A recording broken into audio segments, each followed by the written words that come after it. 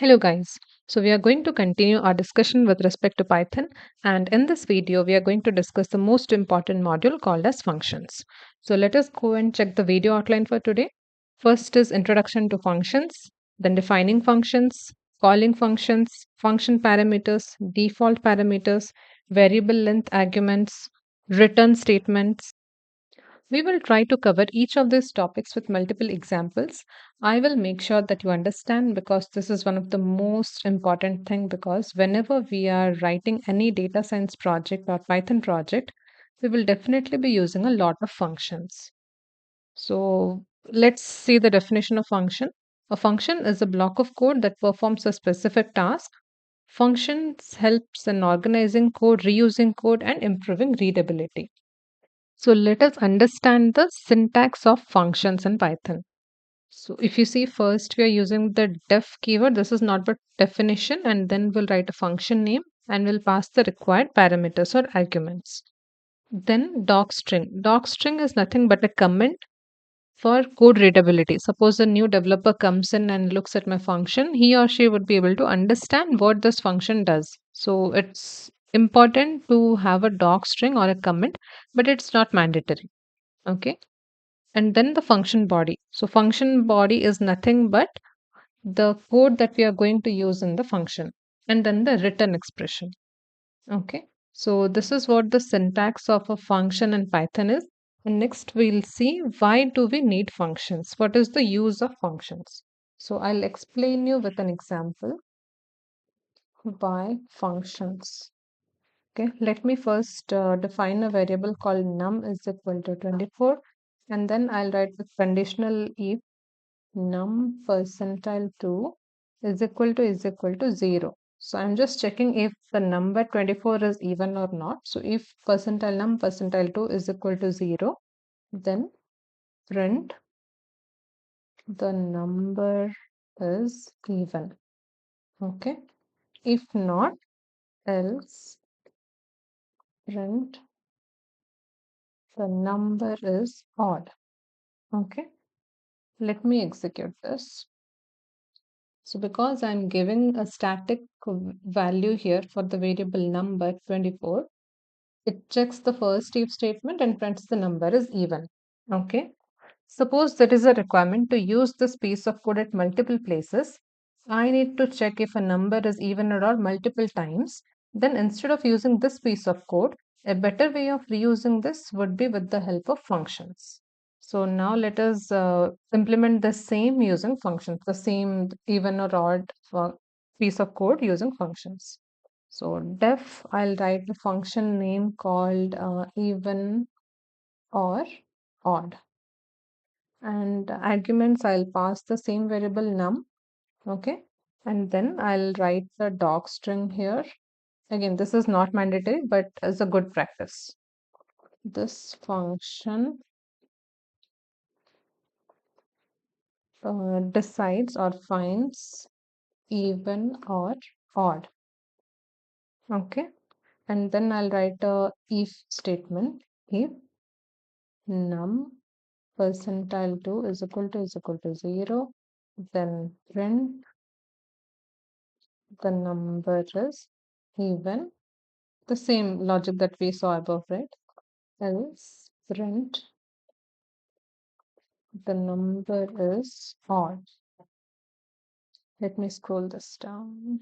Yeah. So this is what my function definition looks like. Now the function definition is done, but I need to call this function. Okay. So what I'll do, I'll just have the function name here. I'll pass the same value 24, but before that, let me execute this function definition and then I'll call the function. So it retrieves the number is even. So this is reusable. Okay. If I pass again 25, it will return the number is odd. Okay. So we saw how to execute a function with a single parameter. Now we'll see how to write a function with multiple parameters. Function with multiple parameters. Okay. So for this, I'll write the def keyword and the function name. Suppose I'll write add and I'll pass two parameters a and b. Okay. And within that, I'll write a return statement. A plus B. Okay, and then I'll try to call this definition. So result is equal to add 2 comma 4, suppose I'm giving, and I'm just printing the result. Okay, let me execute this function and show you the output. So here we have the function definition. Here I'm just having a function call and I'm printing the result here. Okay, it returns 6. So 2 plus 4 is 6 here. So we understood how to write multiple parameters in a function. Now let us check how to write a function with default parameters. Default parameters. Okay. So I'll explain you in a minute what is that. So let me just write the function here. Def, suppose greet is my function. I'm passing the parameter as name. Okay, and I'm printing with f string. I'll use f string here. Hello, and I'll pass the parameter here name. Welcome to the paradise. Okay, so this is my function definition. Now I'll try to call this function greet, and I'm passing the name as Ipshita, or this is my parameter. Ipshita is my parameter. Let me just run this. Okay, it says hello Ipshita, welcome to the paradise. But if I suppose okay, let me just copy this statement, or let me just copy this function call and I'll show you the error here. Okay, suppose I don't pass any arguments here. What will happen? I'll just comment this out. If I run this now, it will give me an error missing one required positional argument name. So this is expecting some sort of arguments. So this is something mandatory which we cannot miss out. So that's the reason we need to have a default parameter in that case. I'll show you with example that also. Let me just copy this. Okay. So what I'm going to do is, if I want this function call to happen with or without parameter, in that case, I'll default this to suppose guest. I'll have to write some default value for this parameter. In this case, if I run the same definition now, it says, hello Ipshita, welcome to the paradise, because I'm passing the argument value as Ipshita. But if I don't want to write any argument here, or I don't want to pass any argument, I'll just give the function call and see, hello guest, welcome to the paradise. So in case I'm not passing any parameter, this is defaulting the name value to be guest and it's printing the output. So I hope you're clear with this default parameters now.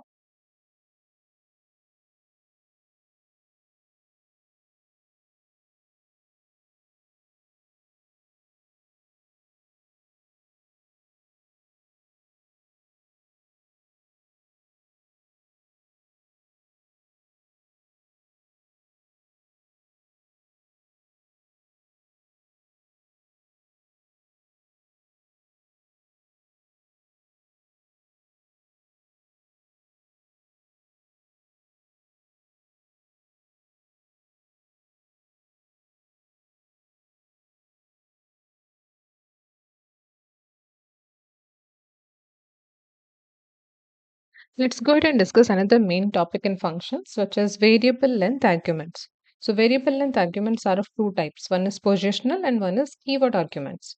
So if I have many parameters in a function, instead of using the parameter names, I would be using positional arguments. Okay, let's go ahead and discuss the first one, positional arguments.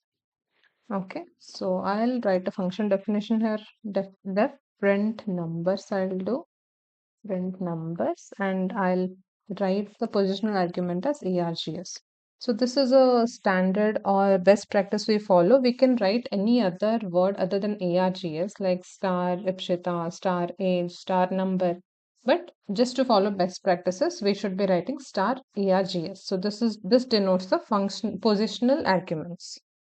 Okay. Now I'll run a for loop for number in args print number. Okay.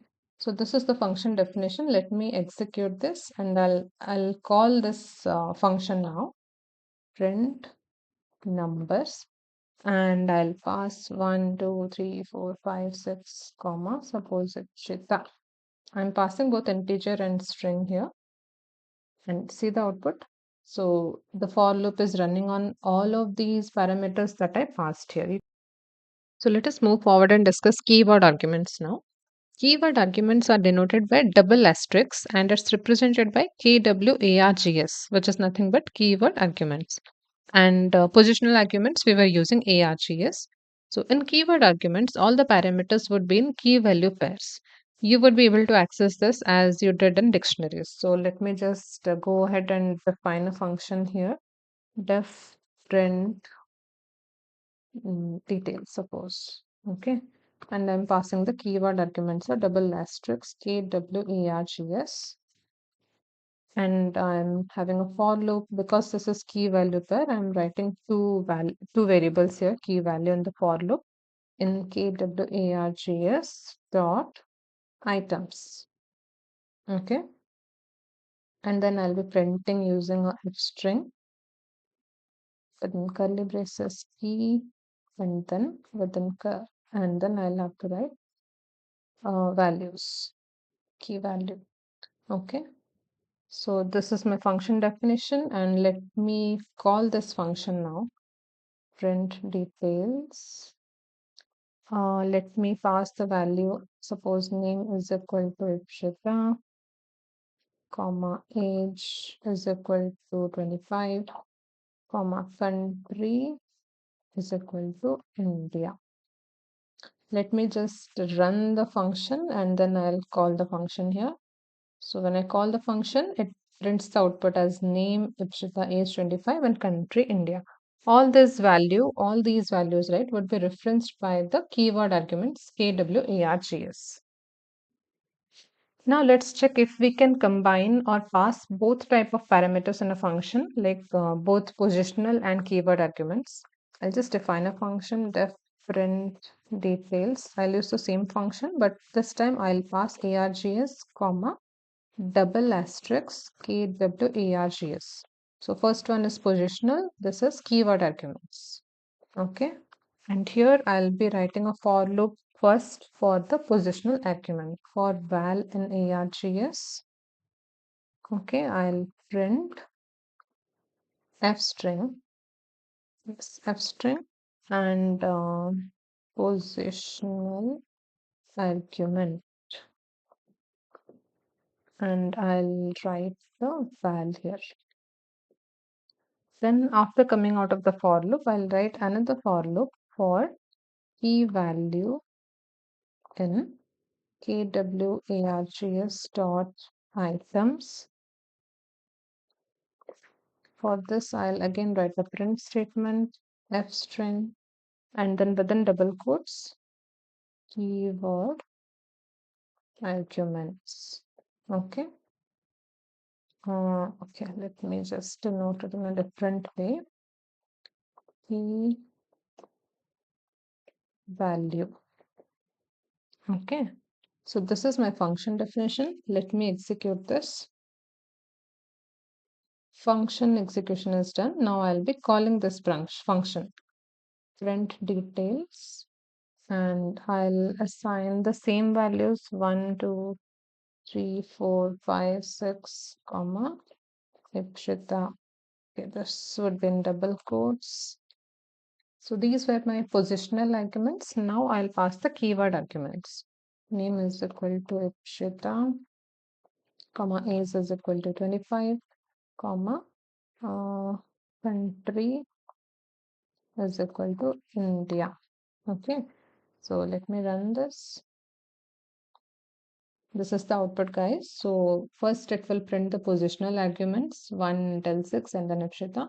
And next I passed some keyword arguments here, right? So this is the output for keyword arguments.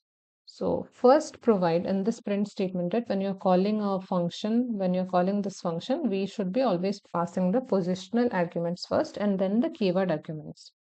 So in case I'm passing this another positional arguments in between of the keyword argument. Suppose 7 is a positional arguments and I'm trying to pass it or pass the parameter in between the keyword arguments. This will give an error. Positional argument follows keyword argument. So this is incorrect. So always have the positional arguments and then the keyword arguments. Let's go ahead with the last topic of this video, that is the return statements. Okay, so let me define a function, define multiply, and I'll pass a comma b, and then I'll return the value of a multiplied by b. Okay, and then I'll call this function multiply, and I'll pass suppose 2 comma 3. Let us execute this. So this is returning 6. So this return statement, right, this is being used to return some value after the function gets executed. Now let us see how do we return multiple parameters. Return multiple parameters or values. So let's define the same. I'll do one thing. I'll just copy this example and we'll see how do we return multiple multiple values or parameters here. So return a multiplied by b, and I also want to return a along with the multiplication result. I also want to return the value of a here. Let me just run this and I'll show you.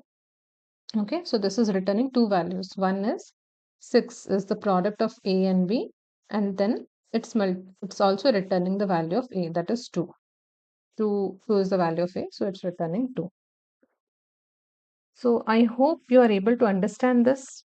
In the next video, we are going to learn more amazing things on functions with practical examples. This was it from my side. I'll see you all in my next video.